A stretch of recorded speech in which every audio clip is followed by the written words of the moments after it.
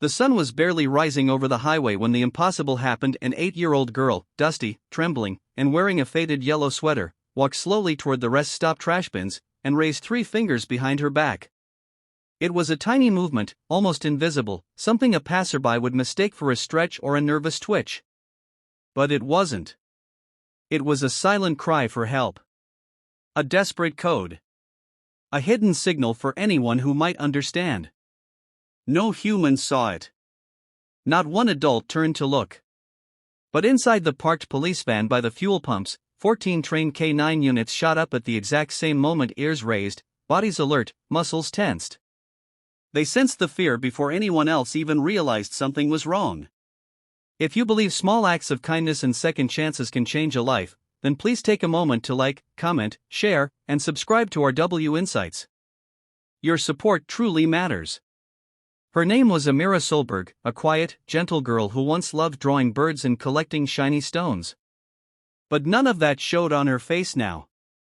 Instead, she moved like a shadow, hesitant steps, hunched shoulders, eyes scanning every corner as though she feared the world itself.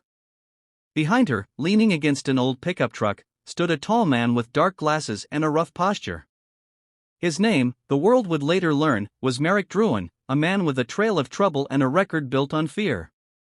To anyone watching casually, they might have looked like a father and daughter on a road trip. But to the trained eyes of police dogs, Amira's trembling scent carried something sharp and heartbreaking, pure terror. Inside the K9 van, Officer Hayden Cross was sipping his morning coffee when all 14 dogs suddenly growled low and unified, staring through the tinted window as though guided by one soul. Cross froze.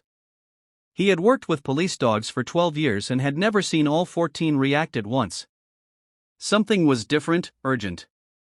He stepped out, scanning the open area until he saw the girl by the trash bins.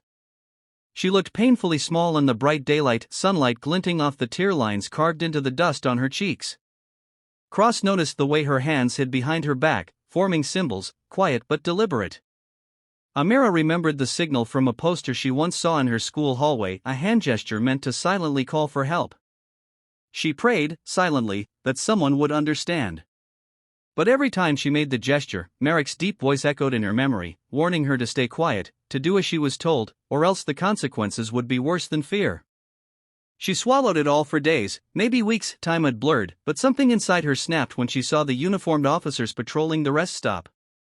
She wanted to run to them, but Merrick kept too close, always watching. So she used the only weapon she had left, the silent signal. Cross moved toward her casually, trying not to draw Merrick's attention. But the dogs had already broken the calm. Their barks split the air like thunder. Passers-by gasped as the van doors burst open, K9 units straining against leashes, desperate to reach the girl. Merrick jolted upright, cursing under his breath, sensing danger closing in.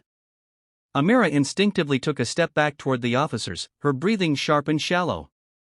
In seconds that felt like hours, the atmosphere shifted. Officers from a nearby patrol car joined in, approaching carefully. But Merrick grabbed Amira's wrist, squeezing it tightly, his voice low and threatening. Amira winced but didn't scream. She had learned not to make noise. She glanced once more at the lead K9, a German shepherd named Rook, who stared at her with the intensity of a creature born to protect. And at that moment, everything changed. With a commanding gesture, Cross released Rook. He sprinted across the pavement with astonishing speed. Merrick panicked, dragging Amira toward the truck, but before he could push her inside, Rook lunged, not to attack, but to wedge his body between Merrick and the girl. The distraction was enough. 2 officers pulled Merrick away, restraining him as he fought wildly. Amira stumbled forward into Cross's arms, shaking uncontrollably, finally safe. The world around her blurred, sirens, footsteps, radios crackling, but all she felt was relief sinking into her bones, the kind that made her knees buckle. Cross knelt beside her, speaking softly, telling her she wasn't in trouble, that she was brave, that everything would be okay now. Amira looked up at Rook, who sat protectively beside her, tail still, eyes gentle. She reached out a small hand to touch his fur, and for the first time in a long time, she felt warmth. At the station, officers brought her water, a soft blanket, and a place to breathe. A social worker named Mariella Henton arrived, her voice gentle, her presence soft enough to let Amira feel safe. Slowly, with pauses and tears, Amira told her story. How she had been taken while walking home from school. How Merrick kept moving her from place to place. How she thought no one would ever find her. And how she remembered that one school poster, just a picture with a hand gesture and a message that said, "If you can't speak, signal." News of her rescue spread quickly. People were amazed at how the dogs noticed what no human did. But for Amira, it wasn't about fame, it was about finally feeling seen, heard, cared for. Days later, she began smiling again, finding small sparks of joy in drawing, in sunlight, in conversations with Mariella. She even visited the K9 unit to thank Rook and the other dogs. They wagged their tails as if they understood everything she had endured. Life didn't become perfect overnight, but it finally became hers again. She learned that bravery is not always loud, sometimes it's a quiet signal behind your back while you pray someone understands. And that heroes don't always walk on two legs, sometimes they arrive with fur, sharp instincts, and hearts fierce enough to save a life. If this story touched your heart in any way, please don't forget to like, comment, share, and subscribe to our W Insights. Your engagement helps us bring more real, emotional stories to people everywhere.